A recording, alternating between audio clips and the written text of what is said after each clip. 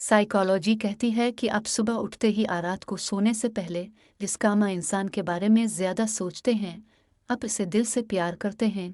नफ्सियात के मुताबिक जब आप किसी से दिल से मोहब्बत करते हो तो आप हमेशा उसे खुश देखना चाहते हैं, भले वो आपके साथ हो या ना हो। ज़्यादातर सिंगल वही लोग रहते हैं जो किसी एक इंसान के साथ अपनी पूरी ज़िंदगी गुजारना चाहते हैं, चाहे वो लड़का हो या लड़की। जो लोग रोज़ आपको मैसेज करते हैं वो फालतू आलालची नहीं होते, बल्कि इनमें आपके करीब रहने की चाहत ज़्यादा होती है। हर लड़की चाहती है कि इसका बॉयफ्रेंड अलग हो, लेकिन वो ये नहीं जानती कि सबसे अलग होने का मतलब क्या है। लड़कियों के मुकाबले में लड़कों को बहुत जल्दी प्यार हो जाता है।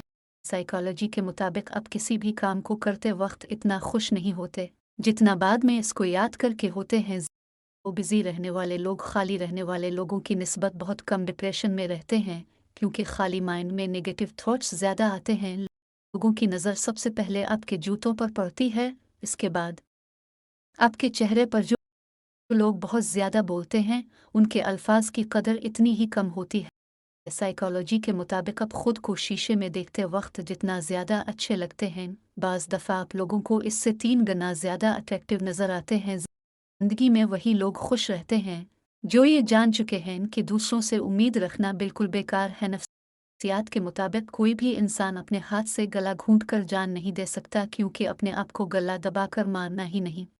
नफ्सियात के मुताबिक हमारे रिश्ते इस वक्त मजबूत होते हैं जब हम दूसरों की गलतियां माफ़ करके फिर से इनकी इज्जत करने लग जाते हैं।